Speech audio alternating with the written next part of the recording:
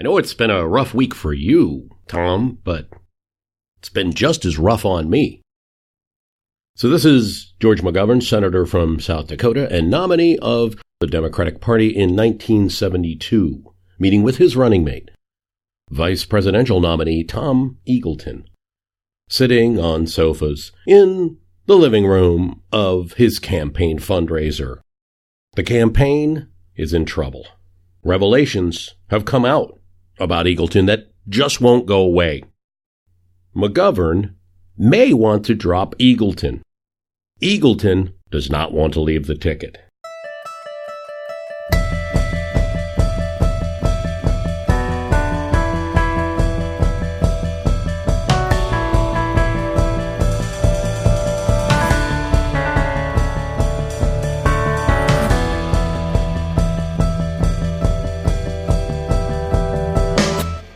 Two men talking, and it's awkward. How do you feel, Tom? Fine, George. Do you think you can put up with the rigors of the campaign now? George, I'm twice as strong as I was before. Well, let's take a night and sleep on it, Tom. Two men talking, but the thing is, if you travel through time, this sofa conversation in 1972, mano a mano, has been repeated, perhaps many a time through history. Nixon and Agnew by the fireplace. Spiro, we could find a place for you. Maybe Japan. FDR writing a sort of endorsement of his VP Henry Wallace that he'd like him on the ticket again, but leaving the door open. Abraham Lincoln agreeing with Hannibal Hamlin that his VP wasn't treated well and maybe we can get you in as a Treasury Secretary. Gerald Ford and Rockefeller, sorry, Rocky. Eisenhower and Nixon, suggesting to Nixon that maybe a cabinet position. Presidents, presidential candidates, and their vice presidents and vice presidential candidates detaching. McGovern's case, he wasn't the president, but the same dynamics happen.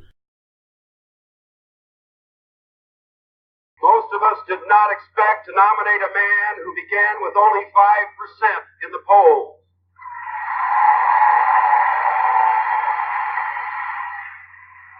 And surely I did not expect to stand before you tonight as the Democratic nominee for Vice President of the United States. It is thus with deep humility in the face of the responsibility you've asked me to assume. McGovern was in a spot and had been in a spot.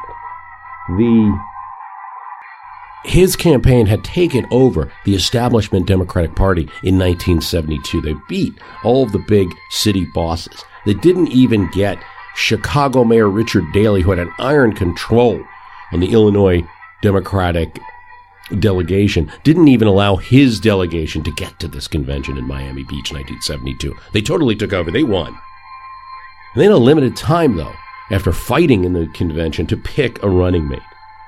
Ted Kennedy was a possibility, but he kept McGovern waiting. Ted Kennedy had his own scandal brewing with the Chappaquiddick affair, so he couldn't run for president himself unless the convention somehow deadlocked and went to him. That wasn't going to happen. And now it was a choice of, did the Kennedys want to be in a number 2 spot? And while this is all going on in a hotel room, Senator is locked up because he's afraid of saying anything to the press. No interview could help him. He's taking only a few phone calls. One of them is from Frank Mankiewicz, one of the aides for George McGovern.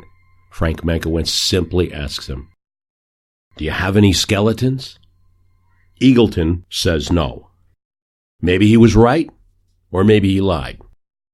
Tom Eagleton is now a household word. How do you spell Eagleton? Spell it.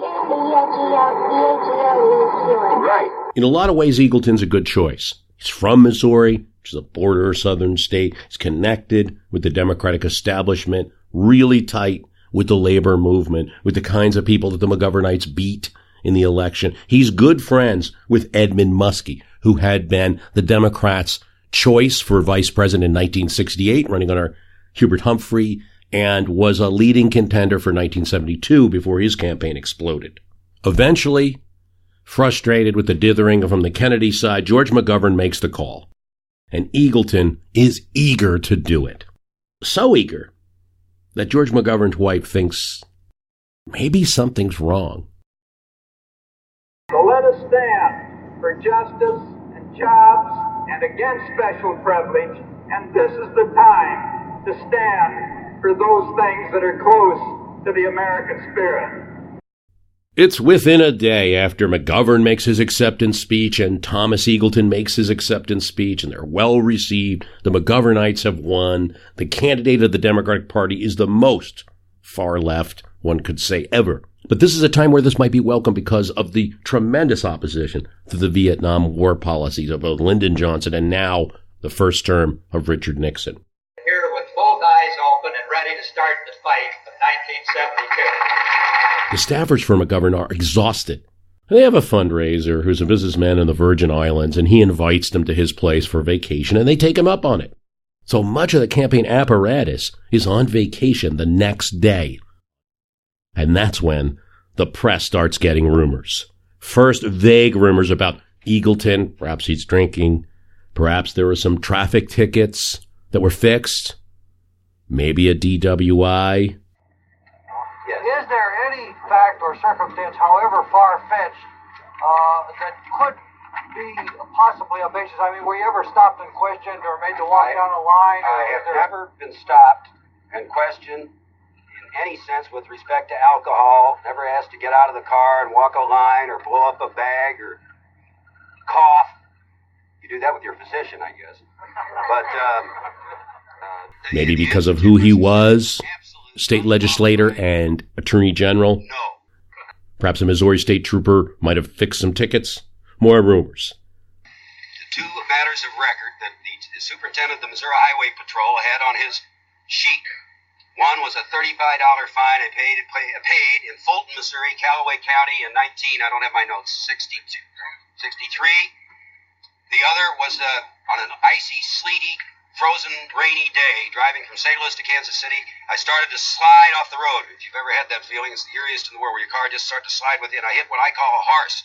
It's a wooden saw thing, you know what I mean? Like a V-shaped thing with a board across the top. I hit that, and it damaged my left front fender. And it was a parse going to the Missouri Highway Department, and it was reported to the department of how the incident occurred.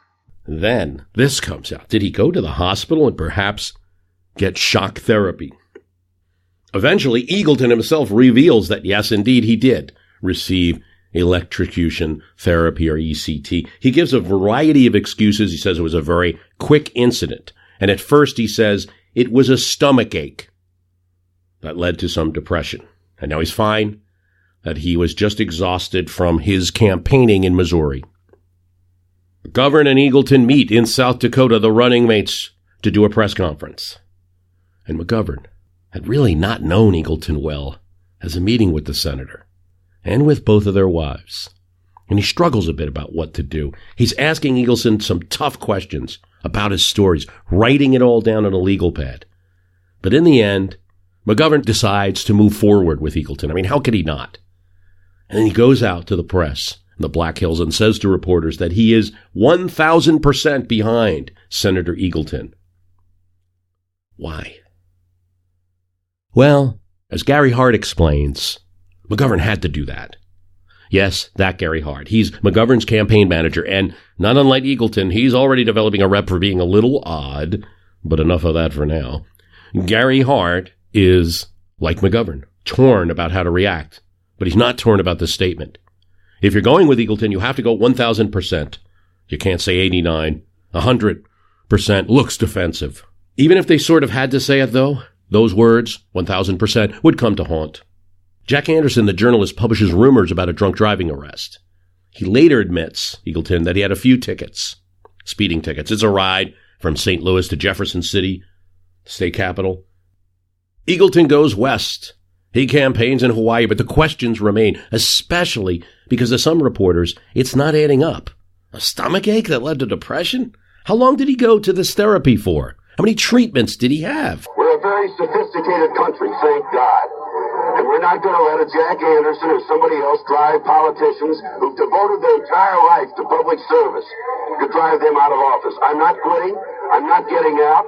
We're going to win this election, and I'm going to be the next Vice President of the United States. Cameras follow him in a way we are used to now, but it was somewhat new then. Eagleton, for these days, is becoming a phenom. And McGovern struggles with all of this. It takes 18 days. And during that 18 days, McGovern can't focus on anything. Not on the Vietnam War, not on poverty, and not on President Nixon, the administration that he's running against. Instead, he's focusing on his own running mate. Hear from Joshua Glasser's book, The 18-Day Running Mate by Yale University Press. Good book. I found it interesting. Yet in the 17 days since Eagleton joined the ticket, the tone of the media's coverage had changed. A string of anonymous calls and the investigative legwork of two journalists had finally compelled Eagleton to reveal on day 12 the secret he had long concealed, that he had been hospitalized for nervous exhaustion and fatigue 3 times over the previous decade, and treated with electroshock therapy twice. Though the running mate insisted he was a cured man capable of weathering the strain of the campaign trail and the duties of the vice presidency, Eagleton's revelation provided a reason for serious concern. McGovern, in turn, initially guaranteed that there is no one sounder in body, mind, and spirit to serve as his running mate than 1,000%. But escalating pressure from his staff, supporters, and reporters soon prompted McGovern to reconsider his stance. If Eagleton is eventually replaced, it will almost certainly require Eagleton's cooperation. As one McGovern lieutenant put it, George McGovern must not appear to be ruthless. If it comes to that, Eagleton must announce an unequivocal withdrawal, and McGovern must accept it with deep regret. Here's what Hunter Thompson says about the effect of Eagleton on the campaign. This is what he writes in his Fear and Loathing on the Campaign Trail, 1972. The sailboat turned around, though not so dramatically as one could say McGovern had reversed directions. The senator canceled a press conference, which meant he didn't think it wise to repeat all his lines about his full support for Eagleton. His staff people, both in Washington and South Dakota, began to speak more freely about the disaster confronting them, and even the inevitability of Eagleton withdrawing. McGovern issues another order, telling the staff people to keep mum. At that point, the presidential nominee might have been content to keep quiet and let opinions develop naturally over the weekend. Except Eagleton was picking up the signals too. As McGovern's staff began raising the possibility of changing horses, Eagleton kept charging forward. He would never step down, he said, on Friday afternoon. Never? It's a strong word to use in politics, and obviously it needed strong correction action from McGovern's end of the seesaw. What McGovern did was either very slick or very clumsy. The people who watched it still are not sure which is. He distributes the text of a speech he's going to deliver to reporters that Saturday. And essentially, it says that the campaign is deliberating about the situation. This is really retreating from full support to try to get a trial balloon out there and get some stories in the press. McGovern's also sitting down with some reporters and having some conversations. McGovern's in a bind about this. Now, approaching midnight on Sunday, July 30th, it seemed almost certain that McGovern would ask Eagleton to leave the ticket. Tom Eagleton did not want to leave the ticket. So McGovern wanted to speak to Eagleton in private. And so, 5 p.m., McGovern and Eagleton dodge the press in front of each of their houses and head to a secret meeting point, the residence of the campaign finance chairman, Henry Kimmelman. McGovern spoke up. Tom, tell me what you feel in your heart. Eagleton replies, I'll give you a double answer. In my heart, conscience, and soul, I want to remain on the ticket. When you picked me, I was an absolute zero. I didn't add a damn thing to the ticket, and I didn't subtract anything. But now that this has happened, I'm actually a help. People are responding well. Eagleton had just gone to Hawaii and saw adoring crowds. Of course, what he's probably not considering in this conversation is that they were at Democratic rallies in Hawaii. These were people that loved the Democratic ticket, that liked the anti-Vietnam position. McGovern whispers to Tom, you're one hell of a guy. Let's go home and sleep on it. Eagleton kind of spies Gary Hart outside the meeting, not saying anything, but just quiet and observing. And he knows that Hart is about to give his advice to George McGovern. And it's no secret that Hart wants Eagleton off the ticket. Tom Eagleton knew that. You know the rest of the story. McGovern, after 18 days, replaces Thomas Eagleton with Sergeant Shriver, a former head of the Peace Corps, and a good friend and in-law of the Kennedys. Mr. Shriver, I wonder if you could tell us if Senator Kennedy had any special advice or recommendations or suggestions for you. He said that before Senator McGovern called me and discussed the nomination, he said that he would be very happy if I happened to be the nominee, and that he would work all out for the ticket, and that if I ever got the offer, to accept it as fast as I could. There are new T-shirts issued. There are new pins issued. There are new posters, new bumper stickers. The great advantage we have is an early convention. This is only the 9th of August. It was almost the 9th of September before the campaign got underway 4 years ago. We're ready to go now, and I think we're going to win. Newsweek has a very good time. A lot of fun with it. They have a picture of a cutout where Thomas Eagleton is cut and Sergeant Shriver is put in next to McGovern.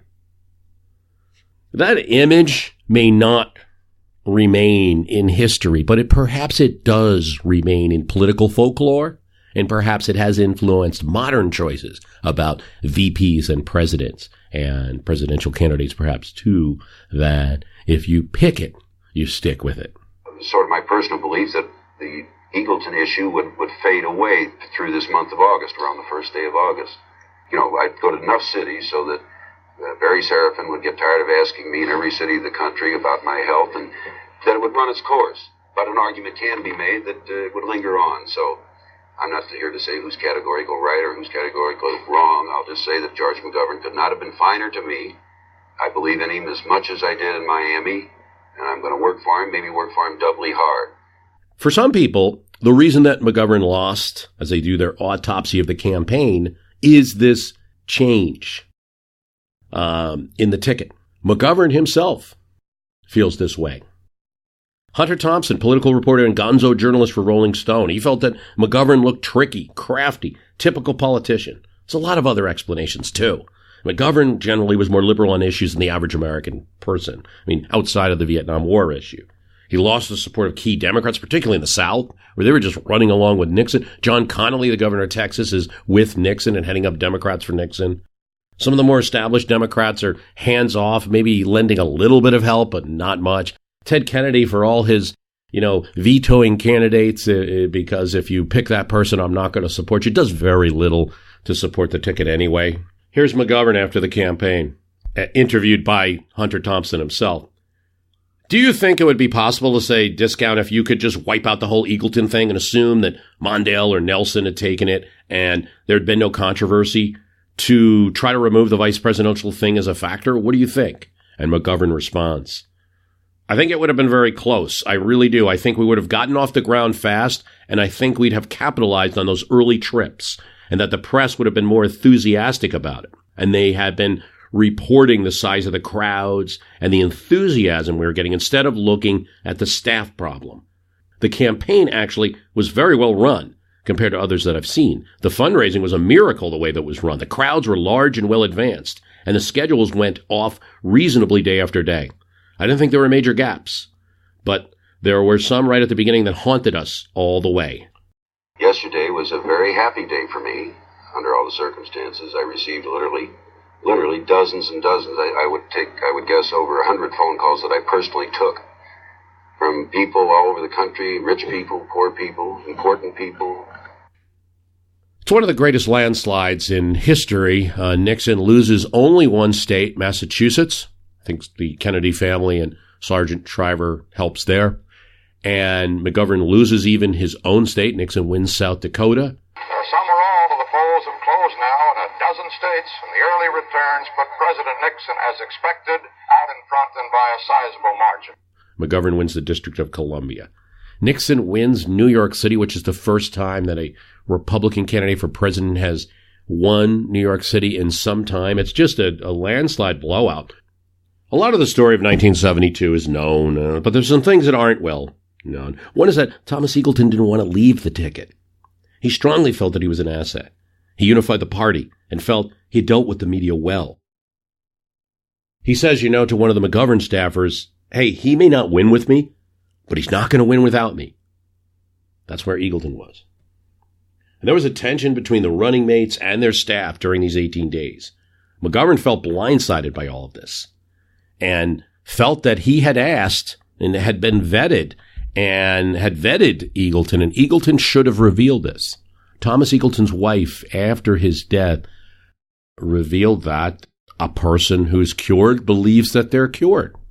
And there was no reason when he was asked, were there any skeletons in the closet? And both sides disagree about the tenor of the conversation between Frank Mankiewicz and Thomas Eagleton, but both sides agree that that was the only vetting that took place, one phone call. But if he was asked, are there any skeletons in the closet? There was no reason for him to identify that treatment as a skeleton. As far as he was concerned, he was cured. One of the things I think people should always remember when you tell the story of 1972 and Thomas Eagleton is that Eagleton remained a senator from Missouri and was reelected several times. He's going to be there in the Senate as one of the key opponents of the Contras during the Reagan administration. So we shouldn't think of Eagleton as somebody who was like disgraced and then kicked out of politics forever. Yes, his national tryout didn't work. Eagleton felt that McGovern's staffers were working against him to get rid of him, and that would be a detriment both to him and to the ticket. In an appearance on Meet the Press by DNC chairwoman Jean Westwood, who was somebody that McGovern had appointed to that position, she seemed to suggest that Eagleton needed to leave the ticket. Eagleton read it as a sign that McGovern was trying to get him off without telling him directly. Eagleton considers an anti-McGovern statement. That's how angry he is about all of this.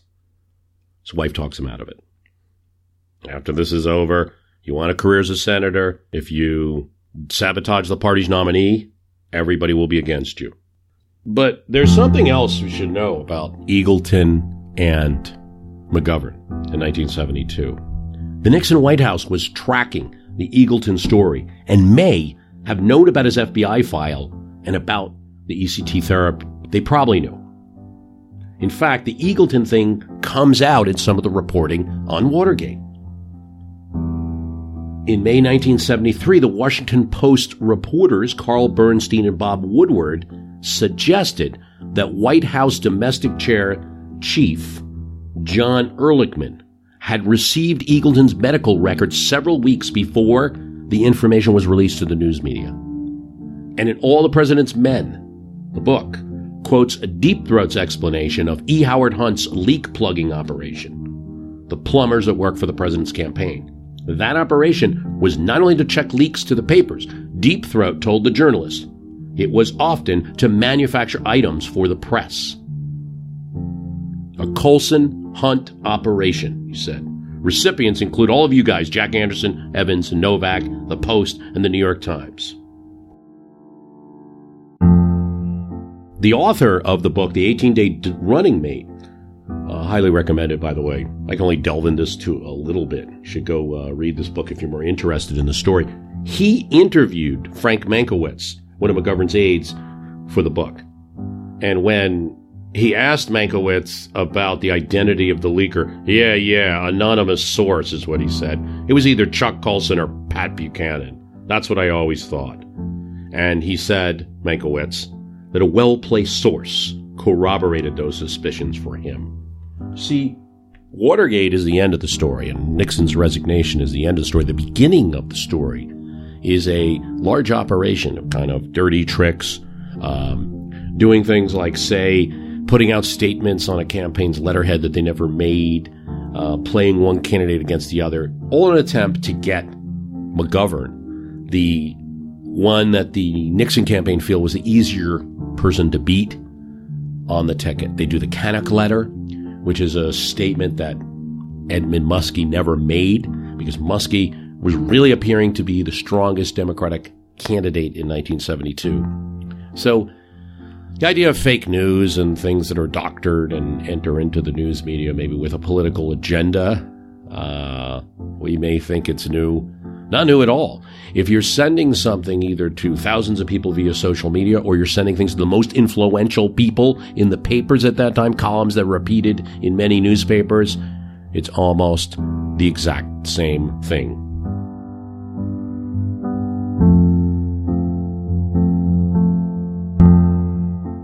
Here's a weird part of the whole McGovern and Eagleton story. President Nixon writes a letter, not to Thomas Eagleton, not to George McGovern, but to Thomas Eagleton's son, Terry, after Eagleton is forced to step down from the Democratic ticket in 1972. To Terry Eagleton from the President of the United States, Richard Nixon. In the words of Churchill, we can find some comfort. The political man can always come back again. Years later, you will look back and say, I am proud of the way my dad handled himself in the greatest trial of his life. So this is a real odd thing, not well known. A letter from Richard Nixon to the son of a political opponent. So, how do you look at this? One bit of context is that Terry Eagleton had visited the White House and had seen Nixon as a guest of Senator Tom Eagleton, along with his father. So, Nixon had met him, but it is odd that he's writing a letter to the son. Some of it's just that kind of Nixon psyche that I think much has been written about. The victim and underdog and always seeing enemies and maybe reaching out to somebody that he felt was treated unfairly. He was always kind of bitter and seeing himself that way. Maybe had some sympathy. But I can't help hearing about that letter without any corroboration for it that can be proved. I can't help seeing in it a little bit of guilt, perhaps. That maybe the White House had something to do, at least with the disclosure of the story. It's not that far-fetched. We know that possibly the FBI knew about Eagleton's condition. We also knew that the entire Watergate scandal came out of the result of those dirty tricks. Finding medical records would not be difficult. Eagleton's medical records were in Washington University Hospital in St. Louis. It would not be difficult to obtain those paper records for somebody who had pulled off Watergate or not pulled off Watergate in the same year. A little bit of speculation, but it's something to think about. McGovern, during his life after his campaign, really varied between his opinions of what to do. The issues surrounding mental health in 1972 just weren't fleshed out among the American people. And it was still part of the Cold War. The Soviets were still there. There was a lot of attention still on nuclear weapons and can somebody press the button at the right time, and having a vice presidential candidate, fit was an important thing. In 1992, in an interview, McGovern still said that he was mixed about whether he should have kept Eagleton on the ticket, whether it would have helped him or not. Relentless focus on Eagleton and his problems were the big cause of his loss, McGovern felt, and they were never able to get back to Nixon. They needed to take action. By 2011, McGovern had admitted that he probably should have kept Eagleton on the ticket.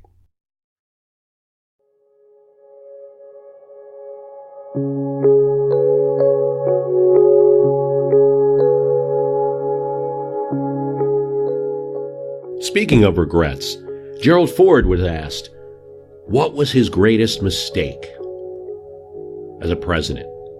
And it was this: switching out his running mate, his vice president, Nelson Rockefeller,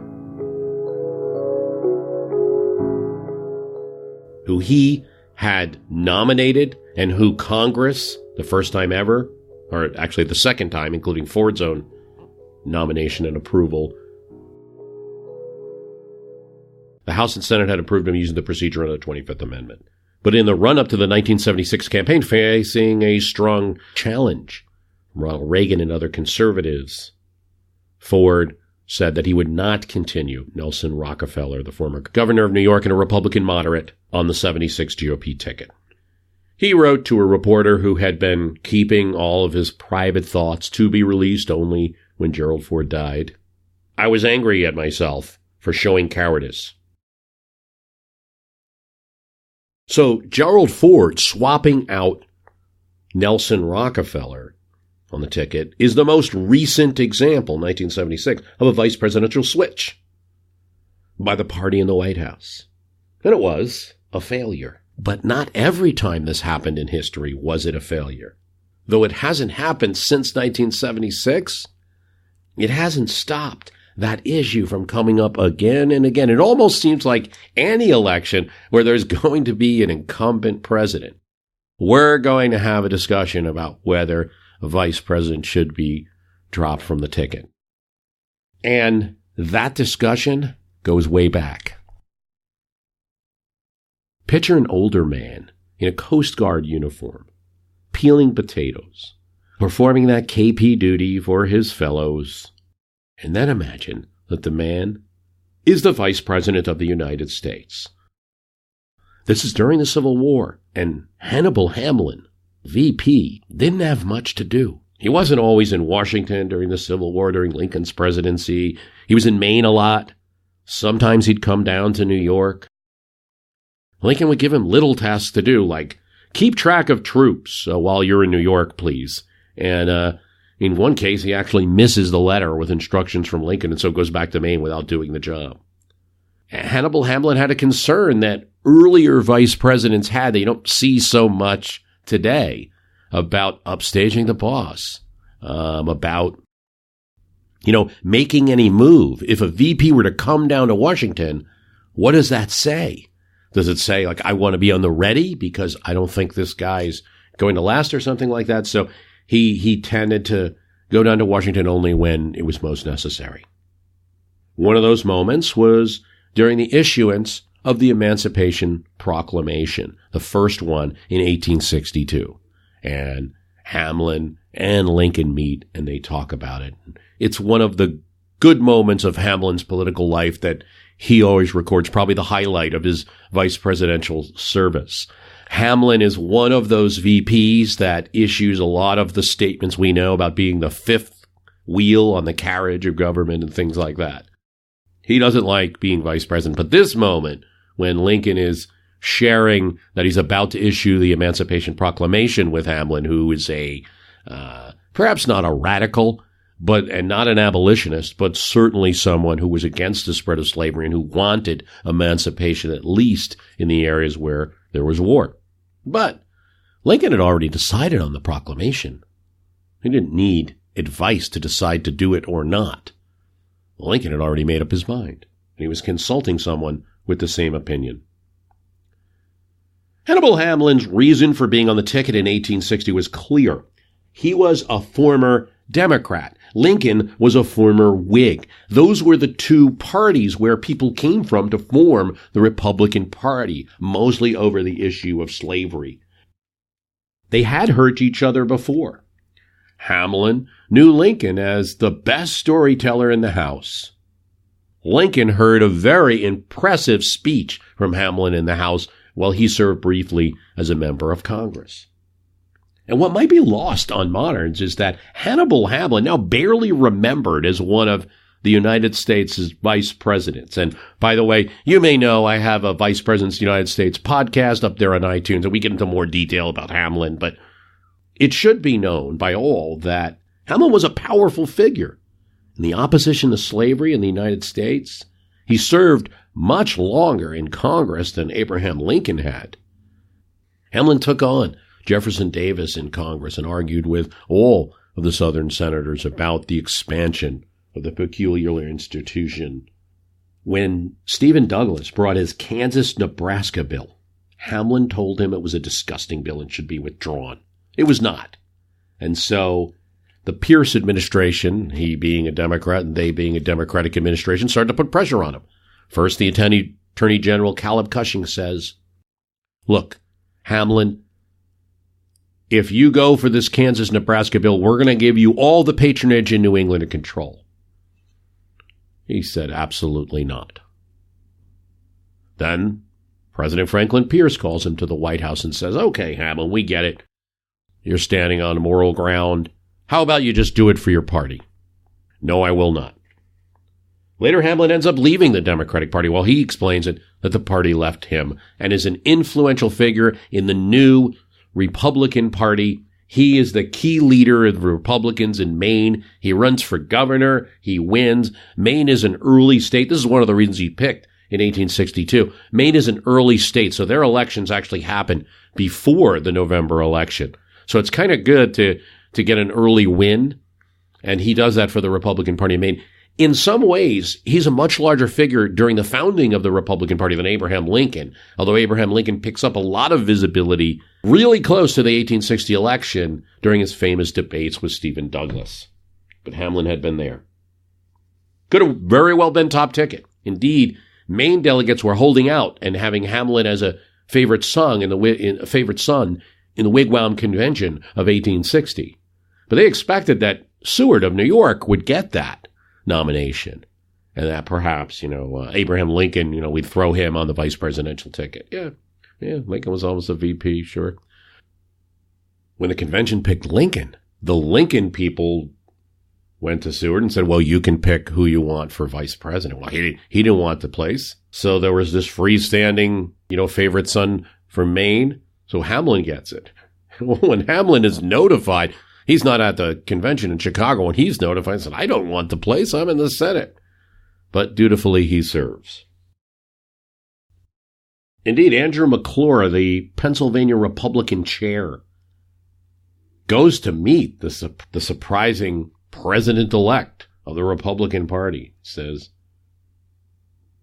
I don't know whether I concealed my disappointment.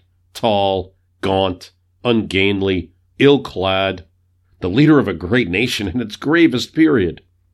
McClure focused on Lincoln's clothes, snuff-colored, slouchy, open black vest held by a few brass buttons, tightly fitting sleeves on his black coat, to exaggerate his long and bony arms.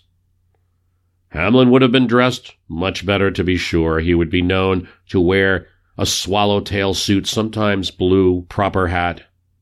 As vice president, there was little to do, and he didn't always agree with the slower direction that Lincoln was taking. He told John Fremont, he told his wife, when she sought out Hamlin's help to get the general a better position with Lincoln, the slow movement of this administration do not meet with my approbations, and that is known, but I am not consulted at all. And to another he said, I give my advice only when requested. Hamlin, in reality, served only one political function, and that was to please the radical Northern Democrats. Once there, his political function was gone. But he would serve one more. Hamlin became a piece that could be replaced to impress others. It's not a common thing. You make someone, you make them vice president, and you keep them.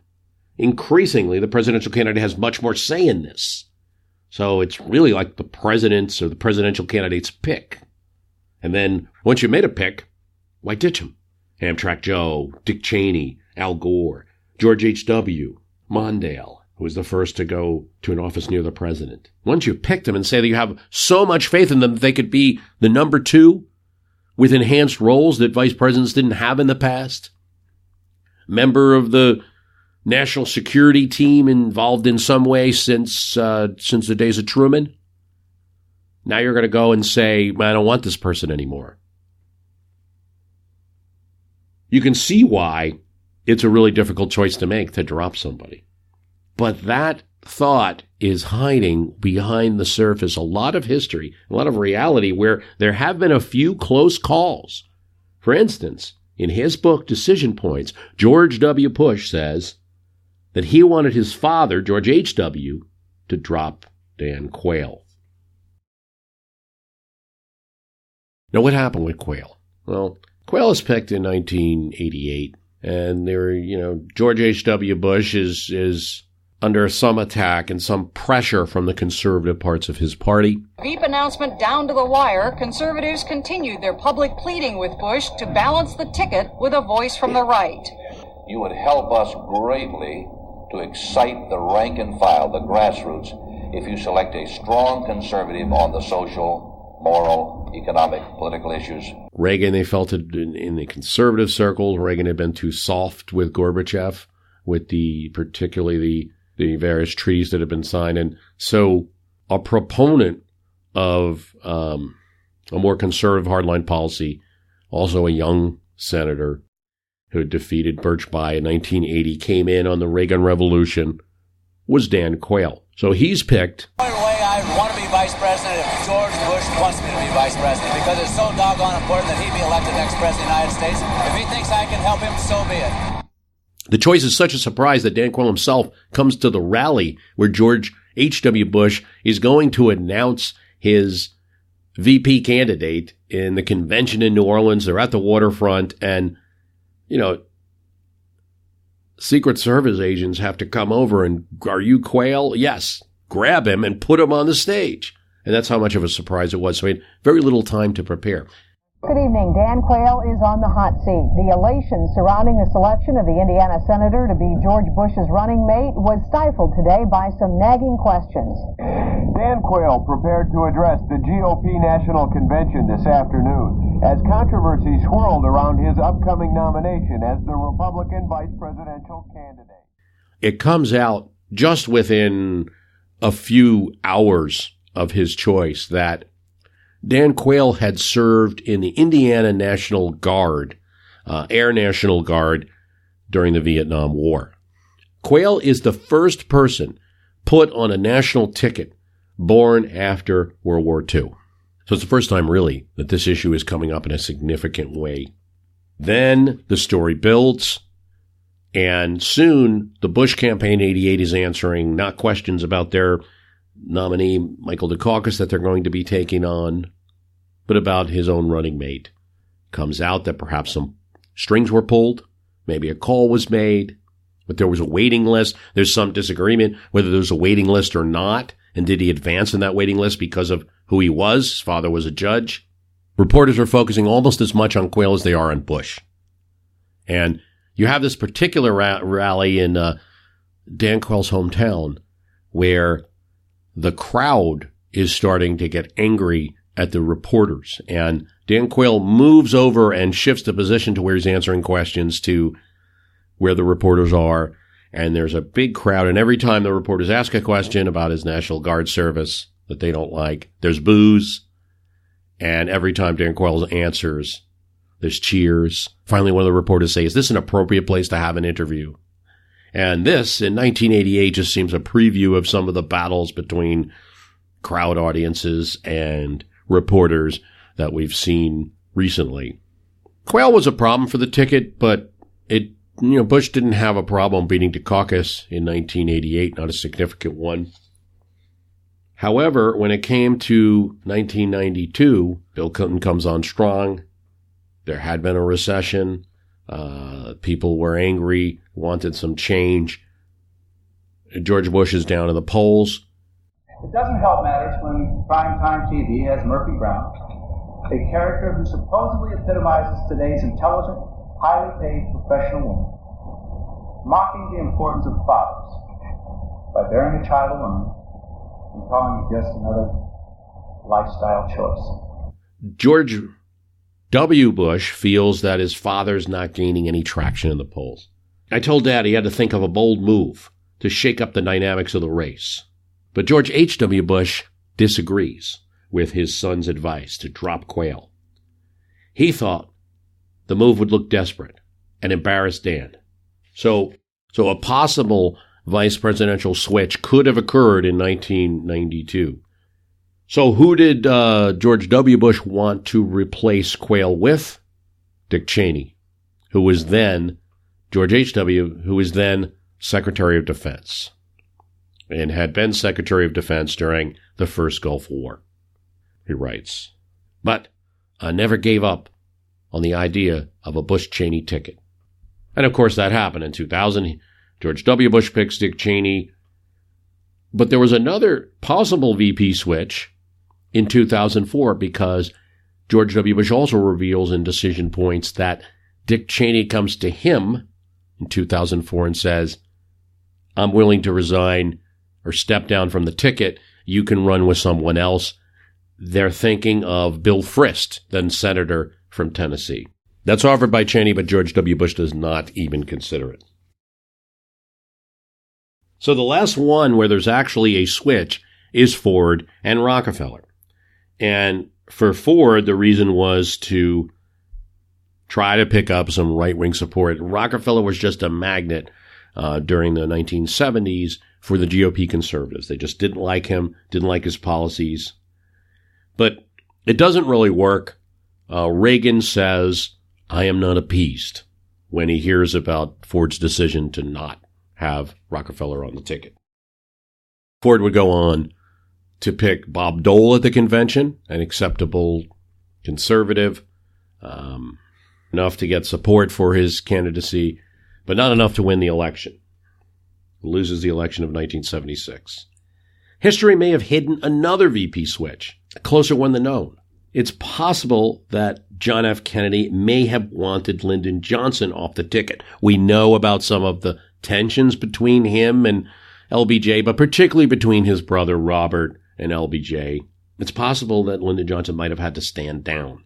Bobby Baker was LBJ's assistant in the Senate and later in the White House. And in 1963, there was an investigation. Baker had been great at head counts. He ran the Quorum Club, for senators and House members outside the Capitol, where they would booze it up and talk and move legislation forward in a formal way.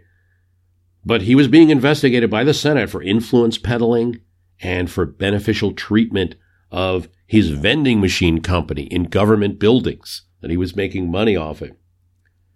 Kennedy's secretary, Evelyn Lincoln, believed that JFK had told her they wanted to drop Lyndon Johnson from the ticket. The trouble is that any public statement from JFK found him being very supportive of Lyndon Johnson remaining on. Johnson, too, thinks he's probably going to be dropped. Robert Caro has a mixed view. He's the big Johnson biographer. Maybe it was LBJ's kind of psychology and constant brooding. But maybe the election dynamics had changed, too. See, they needed a Southerner on the ticket. One of the things JFK is going to say when he's asked this question is, that would be foolish. I need a Southerner on the ticket. Well, that was in 1960. By 1964, it was pretty clear, particularly running against the Goldwater, that Kennedy would carry a lot of northern states and may not need the solid South anyway, may not win it anyway, even with Johnson on the ticket. They're going to lose some of those states because of the civil rights issue. It's thought that more revelations were coming out, that more investigations were forthcoming, and then after 1963, with JFK's assassination, it just didn't seem proper to start investigating the now President of the United States. In 1956, the dump Nixon talk was pretty public. There was some movement at the San Francisco convention, but in the end, no one wanted to run. Governor Goodwin Knight of California, for instance, was a never Nixoner. But part of the problem was caused by Eisenhower himself. Early in 1956, Eisenhower's asked about Nixon and says, "I want to see what the convention decides." He was full of admiration for Nixon, but he would say no more about it. In March of 1956, Ike and Nixon discussed the issue. Nixon told Ike that there was a miscommunication and there was some conflict. Well, Ike suggests that he's been thinking maybe Nixon should consider something in the cabinet. That this job of VP wasn't proper for him, that he wasn't getting the proper experience to be an understudy, just being an understudy, that perhaps he should get a cabinet position if he wants to run for president someday. This is an interesting thought. And you're kind of torn there between whether Eisenhower wants him off, wants to get rid of him in one of the cabinet departments, or whether he's just kind of an older type of thinking that the VP is just somebody waiting for the president to die, say, but not really, other than that, not learning much, not doing much. Nixon says no, he's not going to do that. So he makes it clear to Eisenhower that he's not going to do that. In April 25th, and this is where I think I lean towards Eisenhower kind of would have rather, at least passively, had him off the ticket. He tells reporters that Nixon hadn't yet made a decision. Nixon decides the next day. He writes a letter to Eisenhower, "Yes, I will accept the vice presidential nomination again."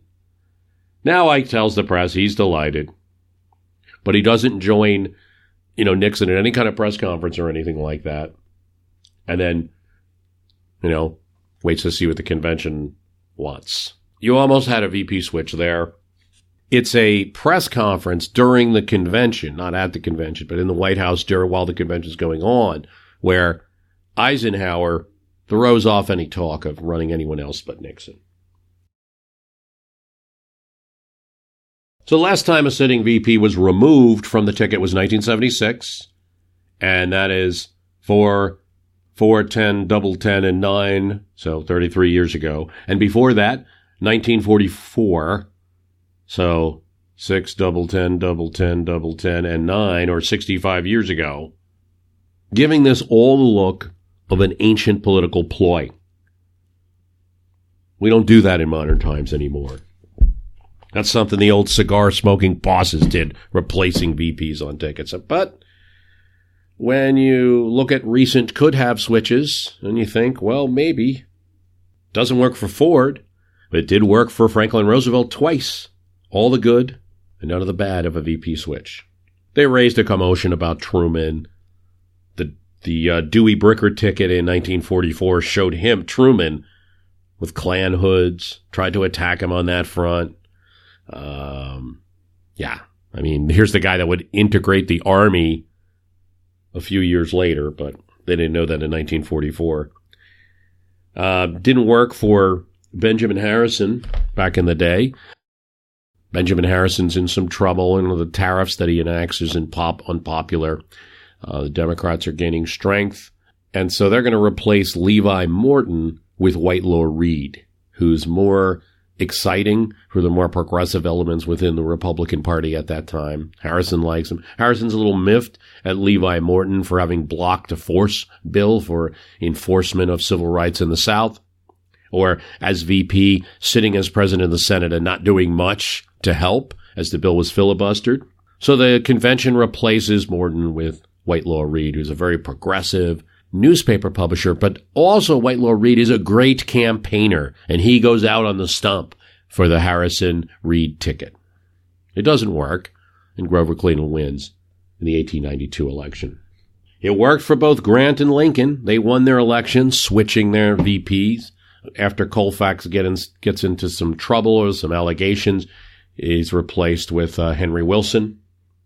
So it works for Grant in 1872. Works for Andrew Jackson, who replaces John Calhoun with Martin Van Buren. And we can't say that it worked for, well, it doesn't work for Martin Van Buren, but Martin Van Buren is an odd case in 1840. Does he actually replace his vice president, Richard Mentor Johnson? Well, Richard Mentor Johnson had become a problem for the ticket a bit.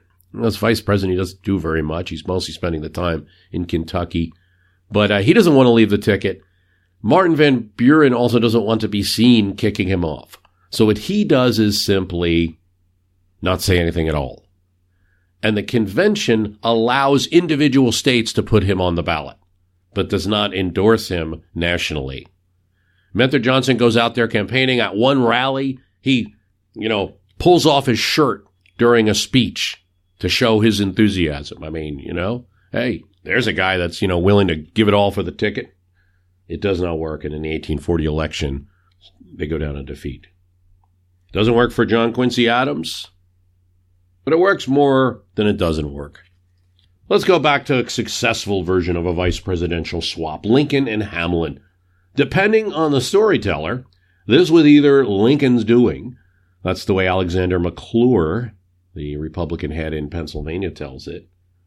Or the way one Hamlin biographer tells it, Lincoln is absolved of any role because it was scheming Republicans, particularly Charles Sumner, who wanted Ham gone.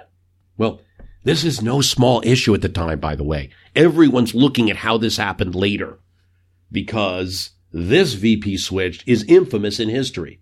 A few years later, Andrew Johnson, who's on the 1864 ticket with Lincoln, becomes vice president, becomes president, and turned out to be a betrayal of the Republicans, particularly the radical Republicans at the time. Everyone's doing some soul searching, trying to figure out why we didn't keep Hannibal Hamlin on the ticket. McClure notes the delegates were encouraged by Lincoln himself to consider Mr. Johnson. From Hannibal, The Life of Abraham Lincoln's First Vice President by Mark Scroggins. 3 days before the convention, Lincoln summoned McClure to the White House. Would you support Andrew Johnson for vice president? Lincoln asked him directly. McClure was hesitant. He distrusted Johnson and considered him a very able and dangerous demagogue. But Lincoln explained why Johnson was needed on the Union ticket. First of all, Johnson was a brave and aggressive war Democrat who had defended the Union and much sacrifice and personal risk.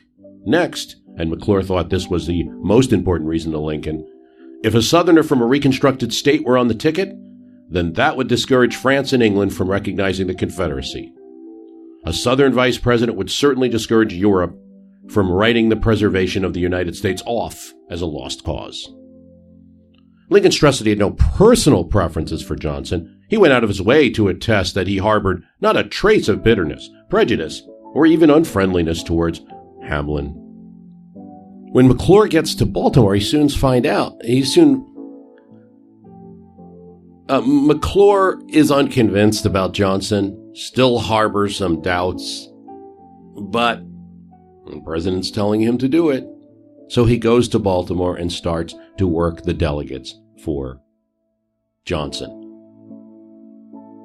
He comes to Baltimore and realizes that Simon Cameron, who is the Pennsylvania Republican leader and was Lincoln's Secretary of Defense, there were some allegations of corruption and he stepped down, but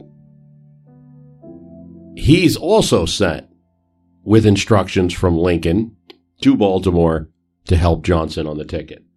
Cameron and McClure did not know that they were co-conspirators until Cameron walked into McClure's Baltimore hotel room. Over a bottle of wine, the temporary allies began discussing the politics of selecting a vice president. Of course, all these Machiavellian schemes had to be kept secret. Many of Hamlin's friends had no doubt that he would get the nomination. My impression is that you'll be nominated without much opposition. James G. Blaine, himself a future Speaker of the House and presidential candidate, supporter of Lincoln, wrote to Hamlin from Washington, "A good many delegates are here today, and the feeling seems to be cordial." Israel Washburn Jr. had talked to many delegates and others on the subject of the vice presidency and think you, Hamlin, are to be nominated. Lincoln's Secretary Nicolay wrote to John Hay at the opening of the convention, "Hamlin will probably be nominated VP. The disposition of all the delegates was to take any war Democrat, provided they would add strength to the ticket. None of the names suggested seem to meet this requirement, and the feeling is therefore to avoid any weakness. Strikes everybody that Hamlin fits this bill. All over the city and among the delegates is a concordant opinion that Mr. Hamlin will be nominated on the first ballot," a correspondent from the New York Tribune wrote.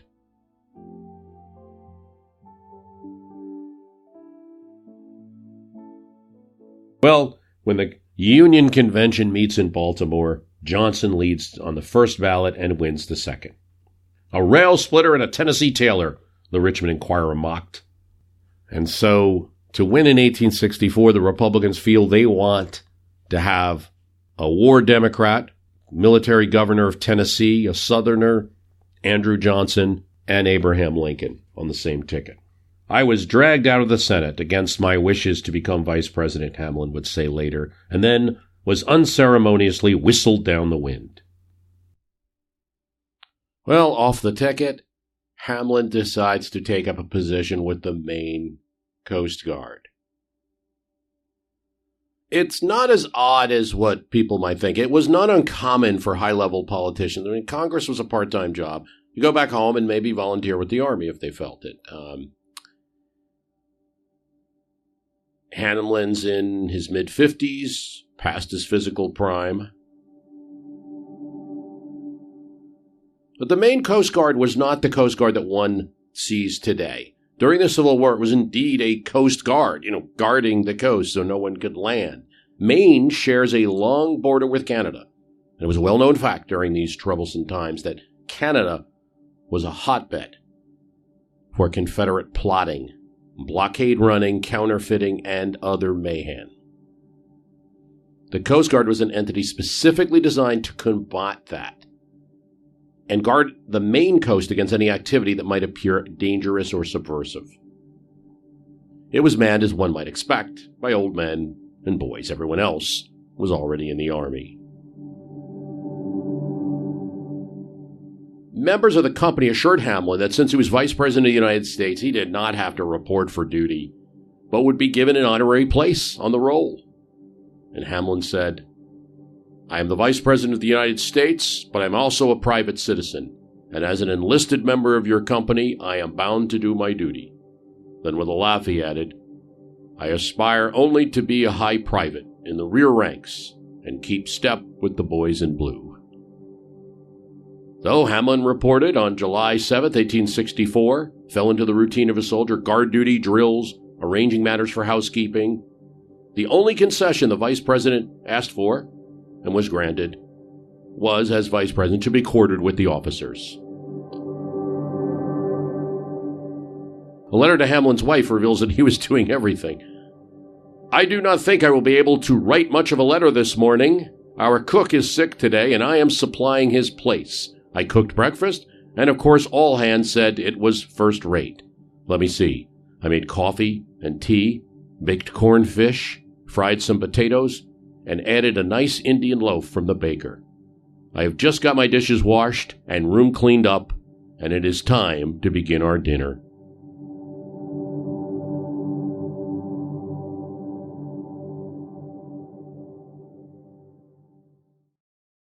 Joni Ernst and John Thune and Mike Pounds, so many, just a whole group of great people. Even if you might have some trouble pronouncing his name, by all rights, Mike Pence will remain on the ticket. He remains popular with the Trump supporter base. There's a few comments here or there where he has, strayed. But generally, he's kept a low profile and been very supportive of President Trump. Yet at the same time, why should we even talk about VP switches then? This is a non-issue. This is an issue that probably I'm getting too late, maybe, because there was some heated talk about it in April. All of a sudden, there was a series of stories that perhaps Nikki Haley would be chosen for the vice presidential ticket. It's not something being currently talked about a lot now. I still think it's important as we look at 2020 because there's more of an opportunity. Because generally, I feel VP switches are a tactic that's available to presidents, and it's surprising that it's not used as much, and that the reason it's not is mostly anchored in perhaps those thoughts of McGovern and that regret, and perhaps those thoughts of George H.W. Bush that the press is going to kill me. There's probably never an opportunity for it than there is now. Trump doesn't follow norms. He doesn't have to worry about certainly what reporters would think. Well, Trump needed Pence during the 2016 cycle to kind of normalize the ticket among GOP establishment. He's a former House member, a GOP governor. He's kind of a normal Republican. It's not clear he'll serve a political purpose now. Party's not split up. Trump has control of most of the GOP. Some pretty weak GOP primary opponents that'll announce their candidacies and probably not win much. Those who oppose him will probably oppose him by picking another candidate. What does Pence serve? And you have a guy that, has no trouble firing staff. The VP is not staff, but this is the one opportunity at a national convention where you can select someone else. Trump needs help with women, people in urban centers. So I would not, yes, there's an element of speculation to this. I think there'll be speculation that will continue into next year, but I don't think it's something idle to talk about at all.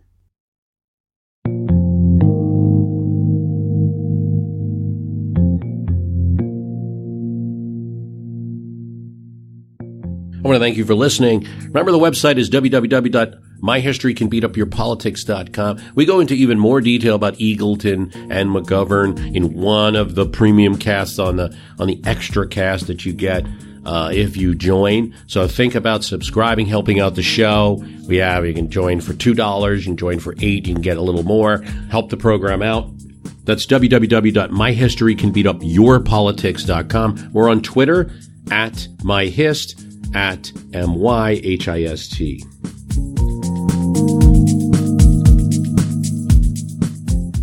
Appendix: Nixon and Hunter Thompson. There couldn't be two more different people, I think, than Hunter Thompson, a kind of creator of gonzo journalism, weirdo, political reporter for Rolling Stone, very, radical liberal guy, and Richard Nixon. But at some point, during the 1968 election, who ends up riding in the car together, talking about football. One of Nixon's aides comes over to the reporter pool and says, the boss needs somebody to talk about football with. Well, here's how he describes it. I was the only one in the press corps that evening who claimed to be seriously addicted to pro football as Nixon himself. I was also the only out front, openly hostile peace freak, the only one wearing old Levi's and a ski jacket, the only one, well, there was one other, who smoked grass on Nixon's big Greyhound press bus, and certainly the only one who habitually referred to the candidate as the dingbat. There was, of course, a catch. I had to agree about talking about nothing except football. We wanted the boss to relax, but he can't relax if you start yelling about Vietnam. I checked around, but the others are hopeless, so I guess you're it. Actually, I suspected he didn't know football from pig hustling, and that he had mentioned it from time to time only because his wizards had told him it would make him seem like a regular guy. But I was wrong. Nixon knows pro football. He'd taken Oakland in 6 points in the Super Bowl, he said, because Vince Lombardi had told him up in Green Bay that the AFL was much stronger than sports writer claimed. Oakland didn't fold up, he said. That second half drive had Lombardi worried. I remembered it, and I mentioned the scoring play, sideline pass to an unknown receiver named Bill Miller. Nixon hesitated for a moment and then smiled broadly and slapped me on the leg. That's right, he said. Yes, the Miami boy. I couldn't believe it. He not only knew Miller, but he knew what college he played for. It wasn't his actual factual knowledge of football that stunned me. It was his genuine interest in the game. The worst thing about campaigning for me is that it ruins the whole football season. I'm a sports buff, If I had another career, I would be a sportscaster or a sports writer. I smiled and lit a cigarette. The scene was so unreal that I felt like laughing out loud. To find myself zipping along a New England freeway in a big yellow car being chauffeured around by a detective while I relaxed in the backseat and talked about football with my old buddy Dick Nixon, the man who came within 100,000 votes of causing me to flee the country in 1960. We had a fine time. I enjoyed it, which put me off balance because I figured Nixon didn't know any more about football than he did about ending the war in Vietnam.